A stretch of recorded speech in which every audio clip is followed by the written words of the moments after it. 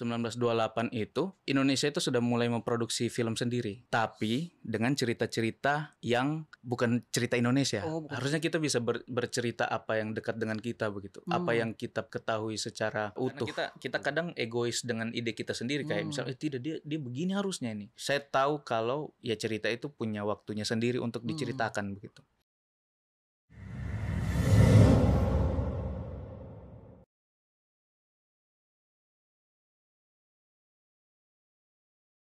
Baik, Assalamualaikum warahmatullahi wabarakatuh. Kembali lagi bersama kami di podcast Dato Karama TV dengan saya sebagai host pada kali ini, saya Muhammad Iliansyah. Adapun pada podcast kali ini kita akan membahas cerita menarik di balik layar film dalam rangka memperingati Hari Film Nasional. Jadi bersama narasumber kita seorang filmmaker yang telah membuat cerita-cerita yang menginspirasi dan mengedukasi banyak orang dengan Kak Fauzan Kurnia Mutakin. Halo, selamat siang Kak. Halo, selamat siang semuanya teman-teman. Ya, mungkin saya izin sedikit memperkenalkan Kak Jun ya biasa. Kak Jun. Jadi sapaan akrabnya beliau ini Kak Jun. Nah, begitu. Jadi beliau ini sebagai direktur, asisten direktur, banyak sekali pokoknya yang berkaitan dengan film hampir semua beliau ini terlibat, dan beliau juga ini sudah terlibat di beberapa proyek-proyek film yang bisa dibilang sudah di luar kota Palu lah, maksudnya yang sudah tayang-tayang di festival-festival film. Terus kemudian beliau juga merupakan salah satu alumni dari Institut Seni Indonesia Yogyakarta. Jadi mungkin saya akan, sebelum memulai pembahasan kita hari ini, saya ada sedikit menonton filmnya kita yang berjudul itu Pada Suatu Hari. Oh ya, filmnya Papa Al Yusuf Raja Muda. Ya itu, kebetulan kan kita terlibat sebagai asisten sutradara. Sutradara. Nah, salah satu yang bikin saya tertarik dalam film itu ketika mereka menjelaskan tentang Balaroa itu, sejarahnya itu kan diganti-ganti itu. Yang pertama kan Kak Oki dulu yang pertama menjelaskan, kemudian yang Ina itu. Tapi itu bersambung, maksudnya kan jarang biasa orang berpikiran sampai ke situ. Jadi bagaimana bisa mungkin tipsnya lah untuk membuat cerita yang bersambungan seperti itu, atau membuat ide cerita yang menarik untuk menarik para penonton. Saya sedikit cerita saja sepengetahuan saya sih, karena saya sebagai di situ saya terlibat sebagai asisten sutradara. Penulisnya itu Sarah Adila dan Papa Al juga, dan disutradarai Papa Al. Sebenarnya film itu menceritakan tentang bagaimana kita harusnya bisa mengetahui daerah kita sendiri begitu. Tentang bagaimana sejarah tempat-tempat yang ada di Palu begitu, dengan pengetahuan lokalnya. Nah, film itu dikemas dengan pendekatan apa ya, bisa dibilang magic realism. Jadi antara realis dan ada kepercayaan lokal. Kepercayaan lokalnya. Jadi mencoba untuk menggabungkan keduanya itu begitu, lewat perspektif anak-anak begitu. Karena ceritanya filmnya film anak-anak kan. Gitu. Jadi sebenarnya film itu kebutuhannya untuk campaign ke anak-anak sebenarnya segmennya. Seperti itu. Tapi enggak merasa agak kesusahan kayak itu kan, masalahnya ini kan dua hal yang berbeda antara yang bisa dibilang kalau zaman sekarang kan orang sudah jarang percaya yang begitu, dengan realita baru ini mau dikasih gabung ini cerita dua ini kan kayak susah. Iya. Jadi sebenarnya ada konteks-konteks yang kita kemarin itu saya sempat coba sempat tahu prosesnya pengembangan ceritanya. Jadi pengetahuan yang sekarang itu diwakili oleh Oki, oleh tokoh yang diperankan oleh Oki. Nah, sedangkan pengetahuan lokalnya itu diperankan oleh Ina dibawa oleh Ina itu. Nah, yang bisa menggabungkan keduanya itu sebenarnya dari apa namanya, konteks yang mereka bicarakan, bahwa sebenarnya konteks sekarang dan yang dulu itu sebenarnya itu masih tetap sama, masih tetap relevan begitu. Nah itu akhirnya dibikin saut menyaut lah, Oh, baku sambung begitu sampai selesai begitu. Jadi bahwa memang konteks sekarang dan lalu itu tidak bisa dipisahkan. Tidak bisa dipisahkan. Nah, karena kita juga lahirnya dari masa lalu juga. iya begitu. Konteks pengetahuan tentang kebencanaan atau pengetahuan tentang kedaerahan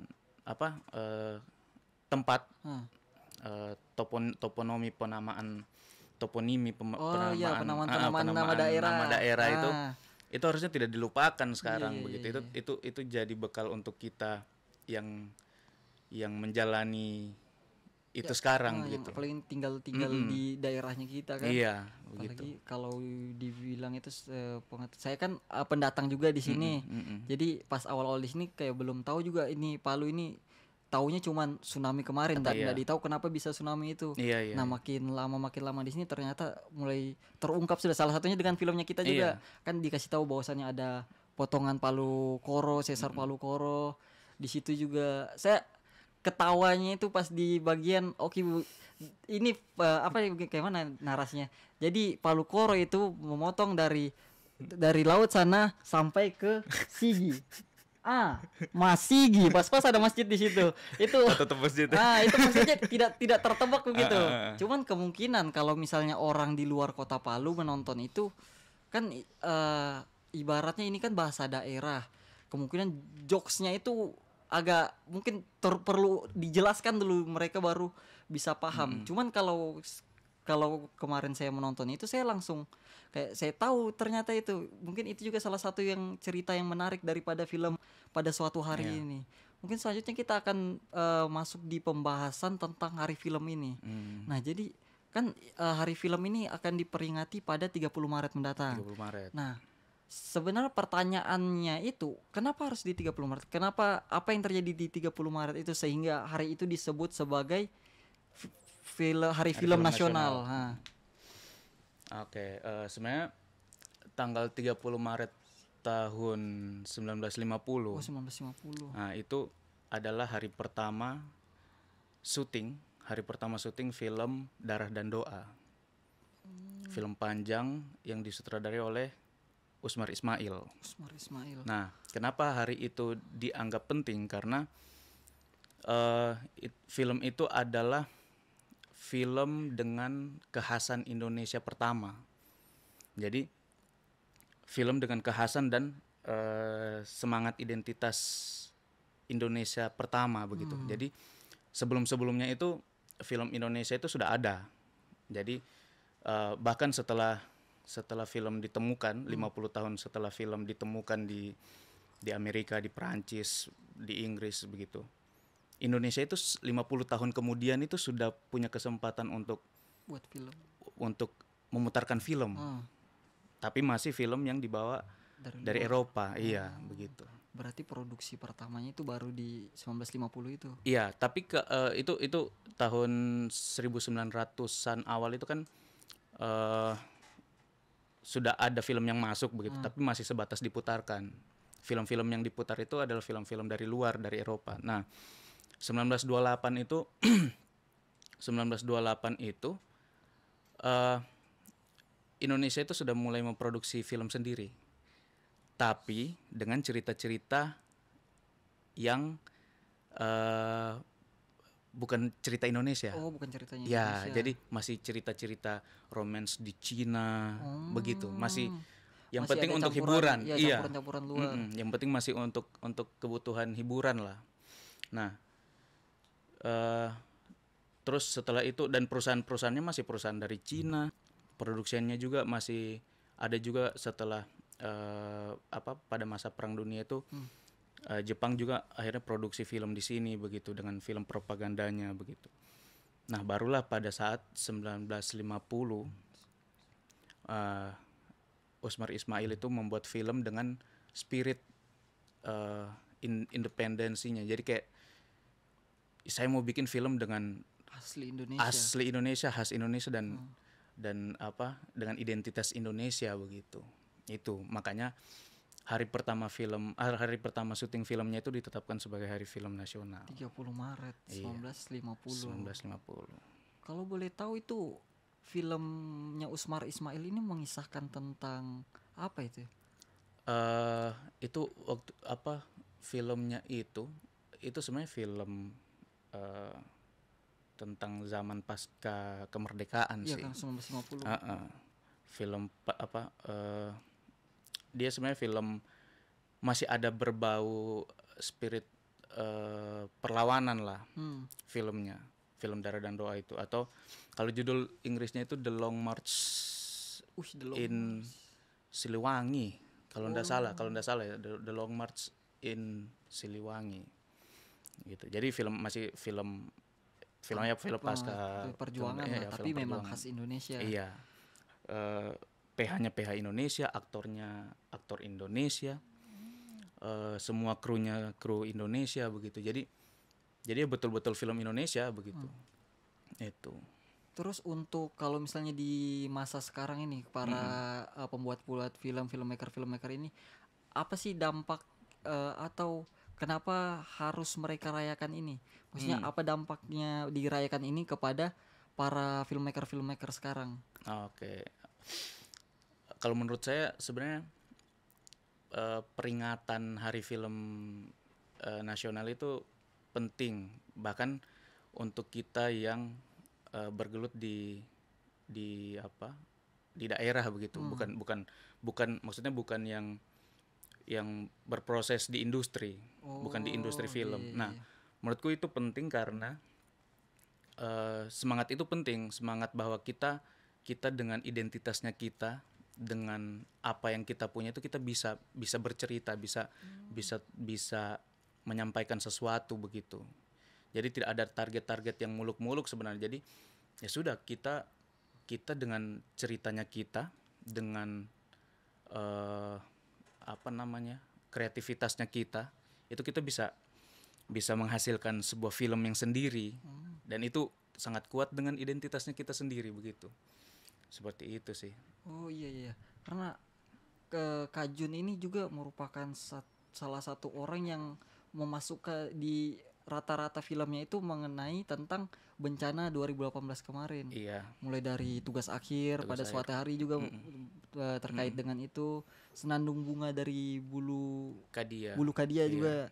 Nah, itu kan maksudnya kalau kita kalau misalnya orang awam berpendapat bahwasanya ya udah tsunami, likuifaksi, gempa, cuman begitu saja. Cuman dari Kak Jun ini bisa pecah-pecah ini barang ini, bisa jadi cerita film, bisa jadi tentang kisahnya bapak-bapak penggali kubur, bisa jadi kisahnya penjelasan sebagai edukasi kepada masyarakat tentang pentingnya mengetahui daerah kita nih bahwasannya bahaya. Saya juga baru tahu bahwasannya rupanya di UIN ini bersebelahan sudah sama Palu Sesar Koro ini.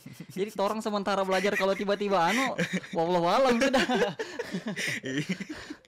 Iya, pengetahuan itu penting sih. Pengetahuan itu penting. Dan sebenarnya begini, harusnya kita bisa bercerita apa yang dekat dengan kita begitu. Apa yang kita ketahui secara utuh begitu. Jadi akan susah kalau kita bercerita dengan hal-hal yang sangat asing dengan kita kan. Iya.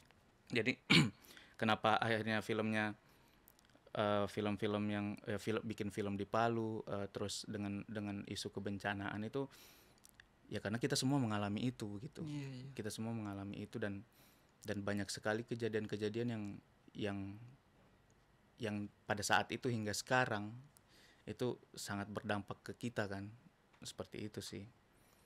Baru kan ibaratnya kalau kita misalnya buat film yang memang kita rasakan langsung kan ibaratnya lebih dapatlah emosinya, karena terbawa sekali tuh. Pasti kan tidak mungkin dalam beberapa tahun itu akan hilang. Iya, betul. Bahkan ada yang bakal teringat sampai seumur hidup tentang peristiwa itu. Nah, ketika difilmkan itu orang-orang yang berperan di situ juga otomatis kan ya orang-orang yang merasakan itu. Jadi sehingga pada proses pembuatannya itu bakalan lebih lancar ya seharusnya. Iya. Jadi lebih relate lah. Lebih relate. Begitu. Karena biasanya kan ada juga orang-orang yang ibaratnya dia lebih mengambil konsep-konsep yang lagi trending, yang apa segala macam. Iya. Padahal yang di daerahnya sendiri itu banyak yang bisa dikembangkan. Selain bisa dikembangkan, bisa juga mengedukasi orang-orang. Salah satunya filmnya yang kita terlibat di dalamnya itu kan pada suatu hari itu kan bekerja sama dengan beberapa yayasan, dengan pemerintah juga. Itu kan salah satu bentuk, ibaratnya secara tidak langsung kita mengedukasi juga. Kita kasih tahu tentang Palu. Terus terkait peringatan film Hari Film Nasional ini, kalau tidak salah ini sementara berjalan ini festival film pelajar juga. Oh iya, sementara dibuka pendaftarannya. Jadi kalau boleh kita terlibat juga di dalam situ. Terlibat juga. Sebagai saya terlibat di acaranya sih. Oh, tapi terlibat di acaranya. Jadi untuk teman-teman yang mengelola itu ada beberapa teman yang sudah yang sampai sekarang, yang dari sekarang itu sudah mulai bekerja untuk apa namanya, buka pendaftaran dan persiapan acaranya gitu. Iya, kami kemarin juga sempat dapat info itu kan sama dari seniornya kami juga, mungkin kita kenal Kak Faradila. Dia juga yang kasih info kemarin bahwasannya ada nih festival film pelajar. Cuman ternyata pas kami mau daftar, baca ketentuannya rupanya untuk anak SMA. Iya, untuk pelajar. Makanya aduh, gagal ini. Kamu orang mahasiswa toh. Iya, saya kira enggak apa-apa itu kemarin. Terus sudah mau daftar, sudah mau buka link. Cuman saya lihat di bio Instagramnya dia bilang cek persyaratannya di bio Instagram. Saya lihat, saya baca-baca khusus pelajar SMK, SMA. Enggak bisa sudah ini. Ini tahun ini masih apa? Pelajar. Sasarannya masih pelajar SMK dan SMA. Apalagi kan sekarang di Sulawesi Tengah sih sudah mulai buka beberapa SMK film kan. Oh iya, kayak SMEA terus di Donggala ada, di Buol ada juga. Baru buka katanya. Jadi itu sangat-sangat apa ya? Sangat-sangat potensial lah untuk kita tahu bagaimana peta film di sana begitu, apalagi ini kan pelajar kan. Nah, semoga harapannya setelah lulus atau bahkan sampai selanjutnya itu mereka masih tetap berproses di film begitu. Apalagi kalau nggak salah saya pernah dengar itu wali kota Palu mau wujudkan Palu ini sebagai kota film ya. Kota film. Nggak tahu juga itu bagaimana. Terus untuk terkait festival film pelajar kemarin kan orang tidak sempat daftar itu karena tidak Kemudian ada dari Sineko Cibuka terkait kelas penulisan naskah. Pengembangan ide cerita. Nah, orang daftar. Oh, daftar. Alhamdulillah untuk semua, maksudnya bebas kan untuk siapa. Nah, astagfirullahnya orang tidak lulus. Jadi sudah orang kasih masuk. Memang kemarin itu agak kaget juga sih, maksudnya belum ada terima informasi terkait itu kan. Jadi saya kan sebagai juga di himpunan ini, di himpunan jurusannya sebagai koordinator dari Departemen Sinematografi. Nah, salah satu program kerjanya kami yaitu pembuatan film. Makanya rencana saya kemarin naskahnya orang mau kembangkan di situ. Tapi karena agak mendadak deh, jadi belum terlalu rampung ini apa-apa persiapannya. Tapi sebenarnya tidak masalah sih. Ibaratnya yang penting kita sudah coba lah. Karena kedepannya kemungkinan juga kami ada program kerja yang kemungkinan berkaitan dengan akan bekerja sama lah dengan kita, mungkin Kak Jun, mungkin dengan Sinekoci ataupun halaman belakang film. Mungkin selanjutnya terkait pengembangan ide cerita. Kalau dari Kak Jun sendiri biasanya kan orang-orang itu punya banyak ide, dia punya cerita di kepalanya itu. Cuman pas dia mau tulis, apa mau kayak mana dibilang ini ya. Jadi kalau dari Kak Jun sendiri bagaimana menanggapi hal itu? Itu wajar sih, saya juga begitu sebenarnya. Jadi ketika ada ide itu tidak langsung ditulis malah. Jadi tapi saya tetap mencatat apa yang sepintas di kepala itu saya catat. Oh, journaling gitu. Jadi ya semacam bank ide lah. Ada bank idenya begitu. Jadi ya walaupun itu belum terlalu jelas begitu, masih abstrak sekali, tapi tetap ditulis. Takutnya itu kelewat toh. Oh iya, biasanya kan ada tiba-tiba sementara bawa motor tiba-tiba ini langsung catat entah di HP atau di apa catatan begitu di buku. Nah, itu ditabung. Kalau saya biasa ditabung dulu, disimpan dulu, diendapkan dulu. Nah, kalau saya pribadi itu akan dengan sendirinya, dengan pengalaman empiris atau dengan apa yang saya temukan seiring dengan waktu berjalan begitu, itu akan berkembang sendiri. Yang mulai dari mungkin cuma satu kata dua kata Iya. itu kan banyak kata nanti Iya. disambung, nanti tersambung-sambung Iya. sendiri. Jadi kayak satu tema begitu atau satu premis yang didapat begitu kan. Terus seiring waktu, oh ternyata ini bisa nyambung ke sini, ternyata konteksnya begitu. Jadi harusnya ide itu tidak buru-buru dieksekusi. Memang tidak bisa dia harus Iya. 1 hari 1 bulan jadi, Iya, tidak bisa. Dia tidak harus bisa. ditabung Dia harus melalui proses pengembangannya sendiri begitu. Entah melalui diri sendiri atau dengan orang lain begitu. Misalnya lewat lab atau lewat diskusi dengan teman begitu. Harus seperti itu sih. Jadi butuh proses. Sebenarnya itu kalau ide. Jarang sekali orang yang dapat ide itu langsung satu kali full. Langsung dari awal sampai akhir sampai dia dapat sudah endingnya. Itu jarang sekali ditemukan sebenarnya. Begitu. Jadi dia mungkin masih sebatas fragmen di kepala terus disusun.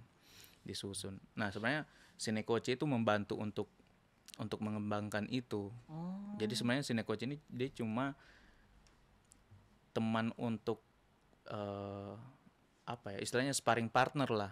Jadi kayak misalnya punya cerita kita kasih masuk di Sinekoce begitu. Terus nanti di Sinekoce sama-sama itu ada beberapa mentor, ada beberapa teman yang kayak kayaknya dari ceritamu ini, perspektif ini kayaknya menarik gitu begitu.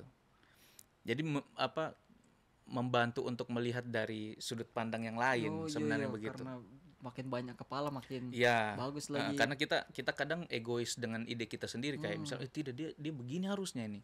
Tapi tidak, sebenarnya di luar itu banyak sekali kemungkinan. Kalau kita mundur sedikit itu kelihatan semua potensi ceritanya. Sudah bagus ceritanya, cuman kalau misalnya kita ubah lagi sedikit bisa jadi tambah lebih menarik. Iya, begitu. Makanya butuh orang lain untuk meminjam pikirannya sebagai mentor. Apalagi kan kalau buat tulis naskah film, apalagi saya dengar itu, apalagi film-film besar gitu, bahkan bisa sampai tahunan itu baru. Jadi tahunan dorang buat tulis skrip, nanti tahun depannya baru dorang syuting. Iya, betul. Banyak kan cerita-cerita film begitu. Apalagi kan persiapan apa ibaratnya? Persiapan produksinya itu kan agak banyak lagi, belum lagi proses. Panjang sekali lah prosesnya. Panjang prosesnya. Itu. Kayak kalau saya tuh film Tugas Akhir itu pengembangannya sebenarnya dari idenya itu sudah dari 2016 kalau tidak salah, premisnya tentang seorang kakek yang mempersiapkan kematiannya. Nah, itu premis. Baru sebatas itu. Kecil itu. Baru dia berkembang. Baru akhirnya setelah 2016 kalau saya tidak salah ingat 2016, terus abis itu saya coba untuk tawari ke teman-teman untuk diproduksi di Jogja. Pada saat itu beberapa kali kita kan ada produksi tugas akhir semester begitu, produksi film begitu kan. Nah, saya coba untuk propose ide itu, tapi karena pertimbangan teknis dan lain-lain, akhirnya film itu belum sempat diproduksi. Dan saya tidak kecewa juga karena saya tahu kalau cerita itu punya waktunya sendiri untuk diceritakan begitu. Kan ada waktunya sendiri. Ada waktunya sendiri pasti. Nah, baru setelah gempa. Oh iya. Setelah gempa akhirnya saya waktu itu ada di sini, belum kembali ke Jogja. Saya pas di Palu. Saya merasakan di sini. Saya lagi di Palu, belum sempat ke Jogja. Terus saya merasakan di sini. Nah, setelah itu baru akhirnya cerita-cerita itu muncul yang untuk akhirnya mengembangkan kakek yang tadinya cuman kakek mempersiapkan kematiannya. Kita kasih masuk budaya terkait lokalnya kita. Dan sebenarnya film itu pada saat pasca gempa itu ada kakek saya, saudara dari nenek saya yang dia harus kehilangan istri dan anaknya begitu. Oh, berarti ada kaitannya sama cerita asli. Iya. Jadi saya mengambil perspektif dari kakek itu yang saya ceritakan di filmku begitu. Akhirnya berkembang sejauh itu.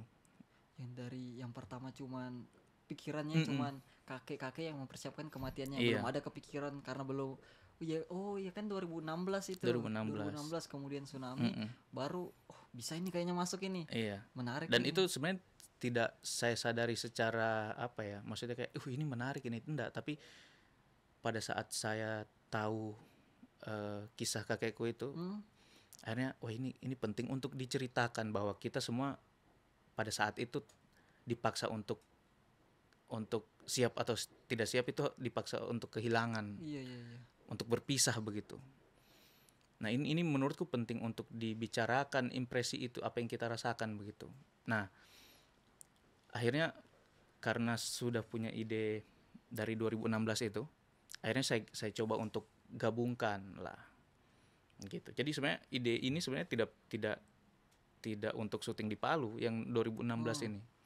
Yang masih ibaratnya masih gambaran kasarnya, Masih masih luas sekali. Ceritanya Jadi mau disyuting di Jakarta, di Jogja, di mana itu tidak masalah. Cuman karena saya akhirnya konteksnya latar belakangnya kebencanaan itu, gempa bumi, likuifaksi, tsunami itu, akhirnya ya sudah, ceritanya harus diceritakan di sini begitu. Makanya tugas akhir itu film judulnya Tugas Akhir itu. Iya, tugas akhirku. Tugas akhir sebagai tugas akhir. Film Tugas Akhirku gitu. Dan itu kolektif sama DOP. Jadi berdua jadi satu film itu dipakai untuk skripsi dua orang. Oh, begitu. Bisa kolektif. Kalau diisi itu memang misalnya kita kan jurusan film dan televisi. Iya. Kalau misalnya di jurusan itu memang harus produksi film sebagai tugas akhir, atau itu merupakan inisiatifnya dari Kak Jun sendiri? Kalau untuk konsentrasi penyutradaraan, naskah, terus kamera, editing itu harus produksi. Oh, harus produksi. Yang tidak produksi itu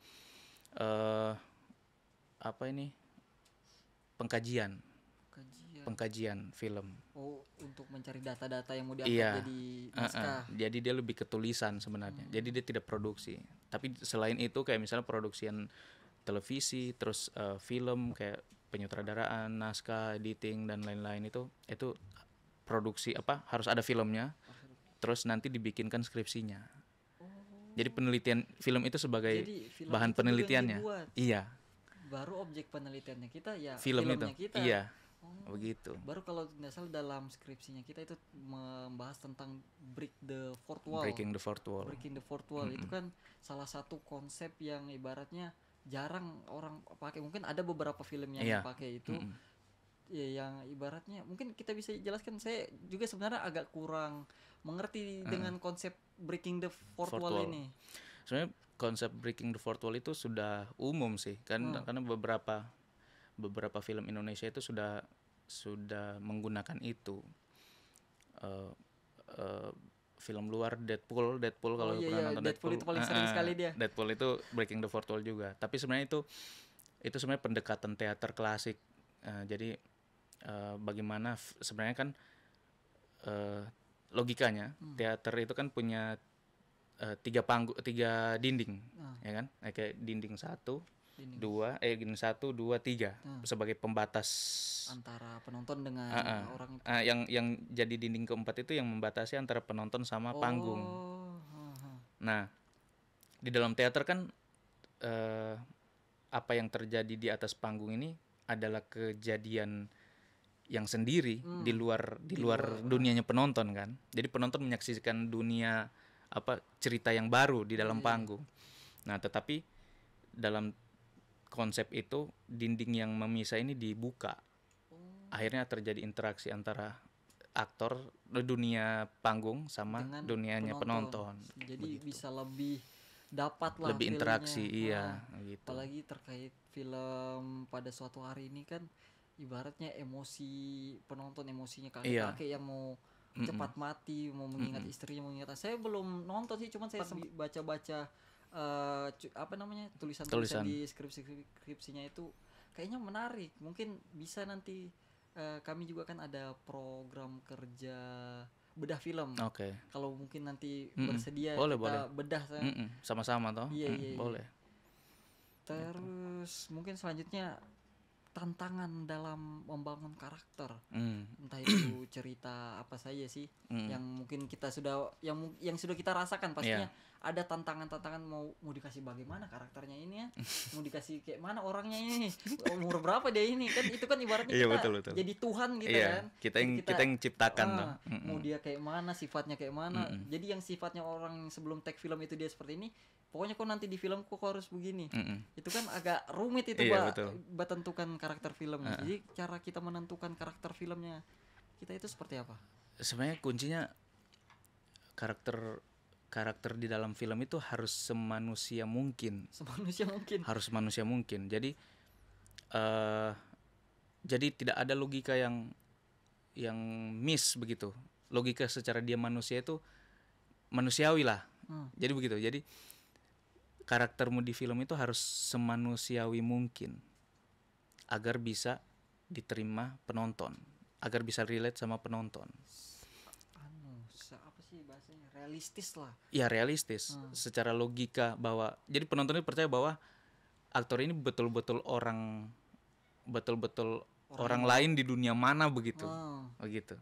Jadi ketika ada satu logika yang kayak karakter, kenapa dia tiba-tiba begini, kenapa dia tiba-tiba begini. Apalagi gitu. Kalau misalnya teman yang nonton bilang, kok kayaknya di dunia nyata dia enggak begini. Kenapa pas masuk film dia jadi begini?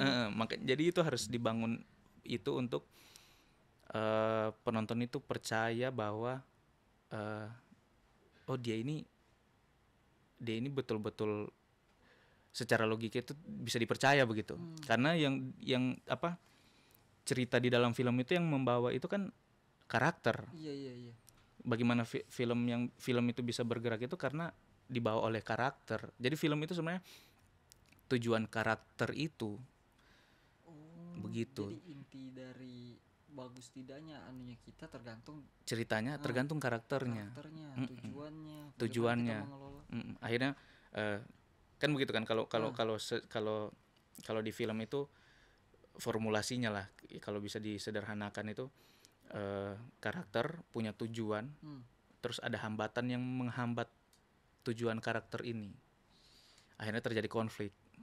Nah terus pertanyaannya, apakah tujuan karakter ini bisa capai atau tidak, kan itu kan dia bisa lewatin konflik ini. Jadi kunci utamanya itu di karakternya ini, semenarik apa dia sebagai manusia. Nah, tapi kalau saya di film Tugas Akhir itu saya betul-betul mengambil karakter kakek saya itu untuk berarti yang karakter yang di film itu sesuai dengan karakter kakek yang ada di dunia nyata. Itu sebagai bahannya. Sebagai bahan. Tapi akhirnya saya kembangkan lagi. Begitu. Bahwa dia setelah kejadian itu betul-betul menjadi pendiam begitu.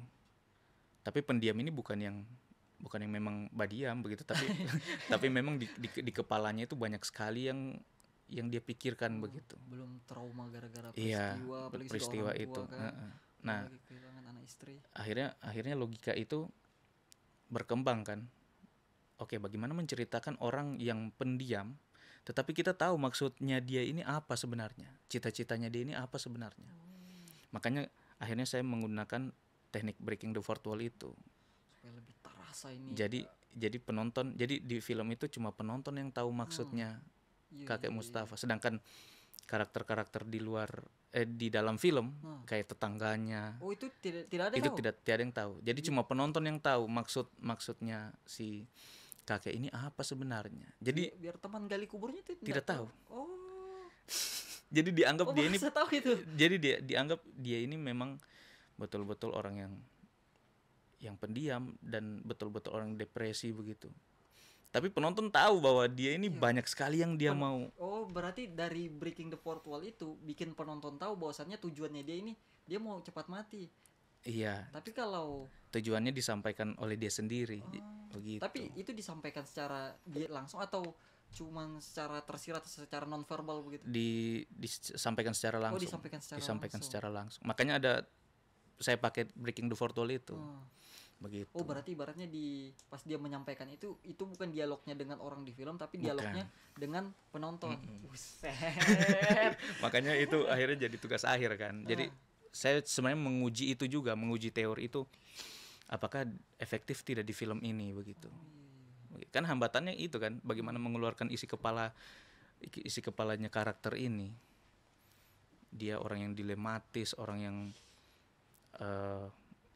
frustasi begitu, terus ya dia sudah tidak mengharapkan apa-apa di dalam hidupnya yang sekarang ini, yang sendiri begitu. Nah, penonton taunya dari mana? Ya lewat teknik breaking the fourth wall itu. Itu sebenarnya fungsinya itu sih.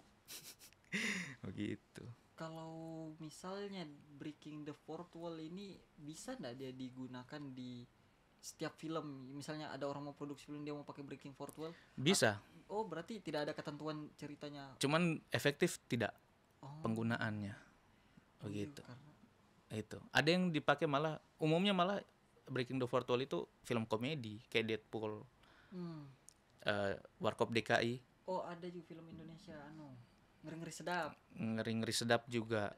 Iya, ada satu ya. Ada di satu yang bagian itu. Itu. Nah, umumnya itu untuk mematahkan ekspektasinya penonton itu, bahwa ini ternyata cuma film begitu. Nah, makanya seringnya di film komedi. Tapi itu juga kan menjadi suatu yang menarik, maksudnya orang kan kaget yang dari awal, misalnya dia dari awal menonton kan, dia menonton sebagai, dia menganggap dirinya sebagai penonton yang cuma satu arah lah ibaratnya, satu arah, tidak ada timbal balik. Tiba-tiba lah berbicara ke saya ini orang ini. Kan itu kan ibaratnya bisa menjadi salah satu daya tarik dari film itulah, maksudnya bisa dikembangkan ide-idenya. Baru gitu. Terkait ide ini, kalau misalnya saya baca-baca juga cerita tentang Senandung Bunga dari Bulu Kadia, kita sebagai sinematografernya, sebagai tata gambar lah. Iya, penata kamera. Penata kamera. Itu kan mungkin kita tahu lah ceritanya, cuman yang saya penasaran ceritanya ini, ibaratnya ini kan apa nama tradisinya ini? Balia. Iya, tradisi lisan yang dibilang berpanggil leluhur. Iya, Balia. Kalau ininya upacara Balia. Upacara Balia. Itu kan ibarat film ini bisa dibilang sebagai pematah paradigmanya orang-orang kan. Sebelum kejadian 2018 katanya kan orang masih adakan ini, terus tiba-tiba pas kejadian itu terjadi sangkut pautnya itu sama upacara ini. Jadi itu dibilang upacara sesat, upacara ini. Nah, dari pembuatan film ini malah mematah balikkan itu, padahal itu bagaimana ceritanya itu? Bahwa sebenarnya di film Senandung Bunga itu menceritakan tentang tradisi lisan yang menceritakan tentang maestro tradisi lisan. Bahwa dulu itu sejarah itu dituturkan lewat nyanyian, lewat senandung. Nah, yang sekarang waktu film itu diproduksi, pelaku tradisi itu tersisa hanya 2 orang yang terakhir. Itu betul sisa. Iya, Nenek Bunga, namanya Nenek Bunga. Oh, makanya Nenek Bunga. Iya, Nenek Bunga sama kakek Hajaidin almarhum. Nah, pada 2022 apa 2023 saya lupa, kakek Hajaidin meninggal. Setelah film itu syukurnya kita sudah bisa merekam mereka begitu untuk didokumentasikan begitu. Bahwa itu film penting karena tradisi-tradisi itu hanya disampaikan lewat bertutur, lewat nyanyian. Oh, makanya orang Palu bilang ada tradisi tutura. Iya, tutura. Itu sebenarnya itu. Jadi sebenarnya maksud dari film itu kita menyampaikan ke masyarakat bahwa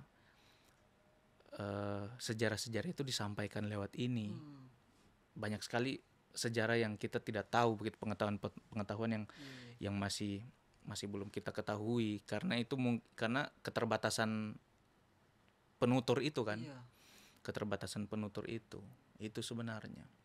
Kan kalau misalnya cuman menutur begitu kan, ibaratnya proses turunnya itu tidak konsisten. Beda dengan kalau misalnya dituliskan. Kalau dituliskan kan bisa lebih awet lah, beda dengan dituturkan. Iya. Kalau dituturkan turun lagi ke sini, turun lagi. Nanti makin ke generasi kayak sekarang ini kan, kayak mungkin ada orang Palu sendiri yang tidak tahu dengan budaya. Mungkin banyak sih. Iya. Bukan cuma di Palu, malah mungkin di Indonesia. Apalagi kan orang-orang sekarang kan sudah ibaratnya sudah mau beralih ke zaman modern lah. Jadi padahal kan segala sesuatu dari zaman-zaman dahulu itu kan bisa jadi pelajaran juga. Iya. Dan itu penting juga, maksudnya ya film adalah upaya untuk merekam itu kan, membuat itu menjadi menggantikan tulisan lah. Ibaratnya karena bukan cuma tutur tapi dibuat film begitu. Menurutku itu salah satu fungsi film untuk itu, untuk merekam itu, mengabadikan itu. Karena ya memang kita bukan sejarah tulis, bahkan untuk kita riset budayanya kita sendiri, sejarah kita sendiri itu lumayan kesulitan begitu. Yang tulisan-tulisan pun itu ya referensi dari Belanda begitu. Yang tulisan referensi visual, referensi tulisan itu masih dari Belanda yang paling banyak begitu. Berbahasa Belanda begitu. Tapi jadi kita sejarah Indonesia. Sejarah Indonesia. Kita terbantukan oleh itu sebenarnya. Mereka meninggalkan aset tulisan untuk kita. Berarti selain dorong siksa kita, orang kasih juga terima kasih Belanda. Dokumentasi foto itu kebanyakan dari mereka. Kalau Belanda tidak masuk, mungkin kita sudah tidak punya itu begitu. Dokumentasi bagaimana kehidupan masyarakat di pada masa itu, di Napu misalnya. Ya kan itu etnografis kan, catatan tentang masyarakat begitu kan. Nah itu yang mewariskan itu Belanda. Itu makanya dibilang itu masih banyak peninggalan yang Indonesia punya tapi dimuseumkan di Belanda. Iya, itu. Tapi kan kita kan tidak punya aksara kan. Kita memang bukan budaya menulis begitu. Iya. Beda kayak Jawa, beda kayak Bugis kan punya aksara lontara itu. Jawa punya aksara Jawa. Aksara Jawa, aksara Bugis. Kita tidak punya kan. Gitu. Karena jadi karena kita budaya bertutur. Itu. Berarti bisa dibilang dengan produksi film Senandung Bunga dari Bulu Kadia ini ibaratnya tutura versi zaman sekarang. Iya. Jadi ya film itu budaya bertutur. Tapi tuturnya ini kalau yang dibicarakan itu kan cuman mungkin teringat di otak. Kalau ini kan bisa disaksikan sampai 5 sampai 10 tahun ke depan bakalan tetap ada. Dan ini bisa jadi pelajaran juga untuk teman-teman yang ibaratnya bisa jadi pelajaran untuk generasi berikutnya sehingga tidak melupakan budaya-budaya tradisi kita. Mungkin pertanyaan penutup saya, saran dari kita dari Kak Jun sebagai ibaratnya sudah orang yang menekuni bidang sinematografi atau film ini kurang lebih 10 tahun. Kalau film fotografi dari SMA sih. Berapa tahun itu? Ya kurang lebih 9 tahun, ya 10 tahun. 9 tahun. Iya. Dari SMA, maksudnya buat kalau dihitung dari SMA ya, bikin film dari SMA, iya sekitar itu berarti. 10 tahun. Kurang lebih. Kalau anak SD itu, kalau anak kecil semua SD itu. Tapi itu masih masih sebentar sih, banyak teman-teman yang sudah prosesnya sudah lebih panjang begitu. Itu. Dari sarannya kita lah untuk para, kan sekarang kan apalagi sudah mulai terbuka sekolah-sekolah tentang perfilman, mungkin saran-saran untuk para calon-calon filmmaker sukses ke depannya ini. Saya belum sukses juga di soal. Apa ya? Sebenarnya bukan saran sih, saya coba mengajak teman-teman untuk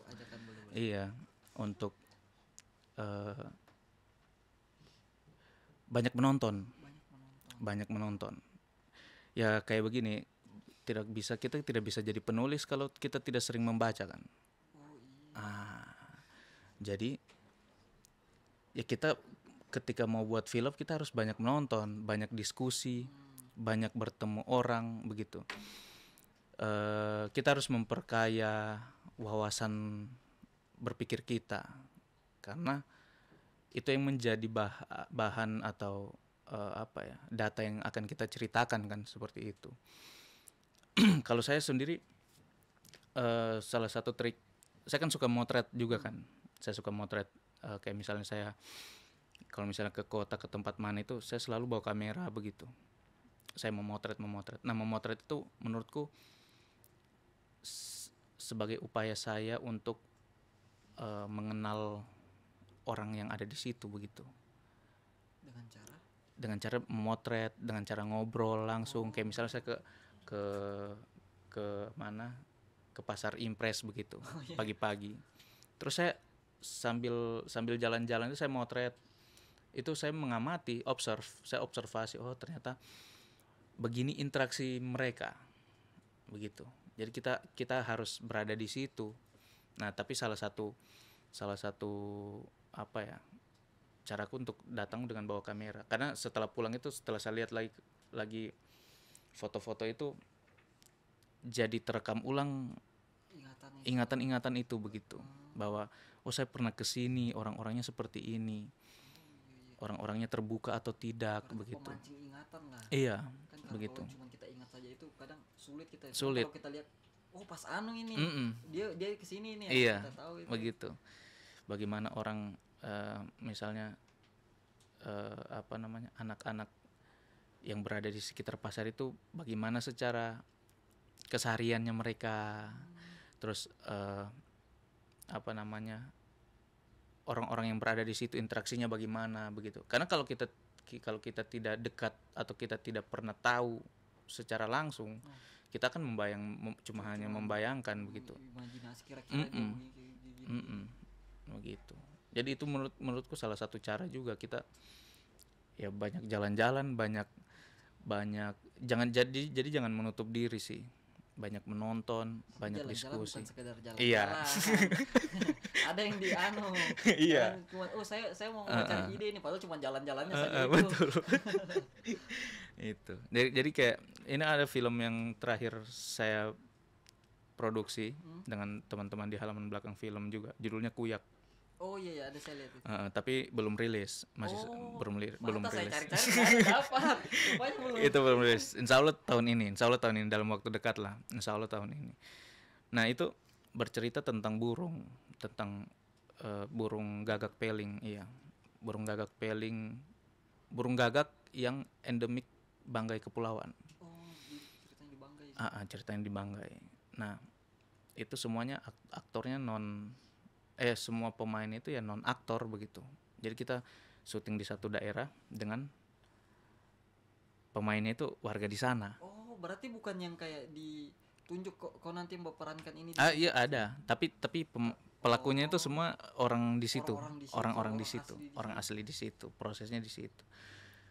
Nah, itu akhirnya ketika saya ke sana untuk produksi film itu, akhirnya saya dapat lagi cerita-cerita yang baru begitu.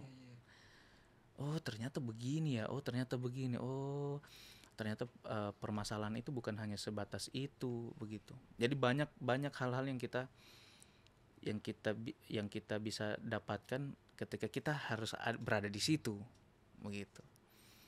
Berarti ibaratnya kata-kata dibilang kurang jauh main itu betul, bisa dibilang betul juga. Karena semakin jauh kita main, semakin banyak yang kita tahu. Bertemu dengan orang. Bukan cuma sekedar main. Semakin jauh kita main dan belajar, semakin banyak kita tahu. Bertemu orang itu menurutku, karena pasti bertemu orang dia pasti ceritakan. Dia pasti banyak cerita juga kan. Nah itu serunya. Apalagi kalau orang-orang di desa-desa gitu kan, ceritanya itu rata-rata kan, apalagi yang belum kita tahu itu menarik. Iya, menarik sekali, sangat menarik. Dan perspektifnya mereka itu sangat-sangat berbeda begitu, maksudnya wah ternyata ada cerita begini begitu ya. Kita tidak pernah juga ternyata begini rupanya gitu. Begitu.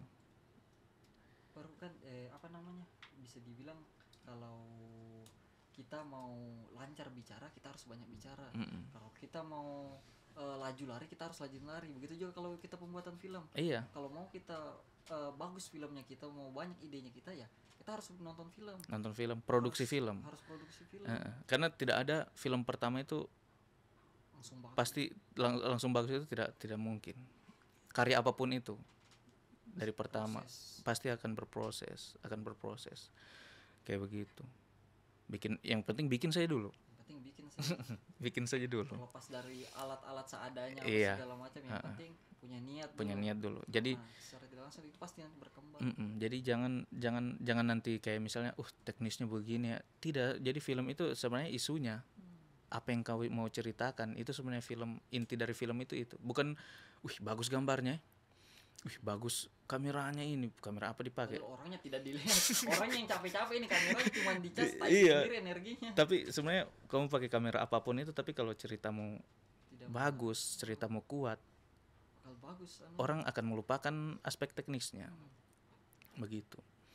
Karena biasanya orang lebih fokus ke ceritanya. Iya. Bagaimana pembawaan ceritanya film itu.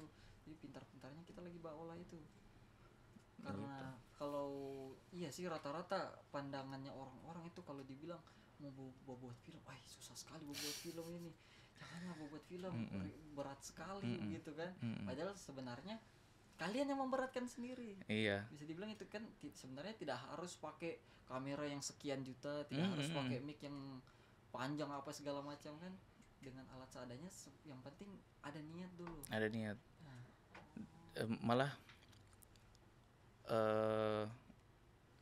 film-film yang diproduksi, film-film pelajar yang diproduksi di zamanku waktu itu, berarti itu 2000 berapa itu ya, 2012 sampai 2015 lah, itu rata-rata non audio, tidak pakai audio. Jadi betul-betul tantangannya itu bagaimana bikin film ya visual saja, gambar saja, bagaimana gambar itu bisa menceritakan tanpa harus bicara. Karena kita punya keterbatasan, kita tidak menguasai audio. Device pun tidak sesederhana sekarang, yang klip pun yang tinggal di GP begini sudah bisa berekam tuh. Itu tidak sesederhana itu waktu itu, belum ada waktu itu kayak begitu. Jadi harus pakai clip on, dan itu teknisnya kan ribet kan.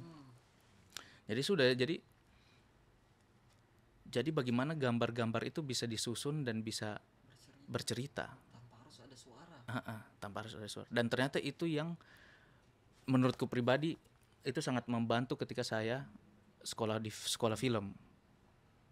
Jadi ketika menulis itu diupayakan bagaimana kita mengutamakan visual dulu.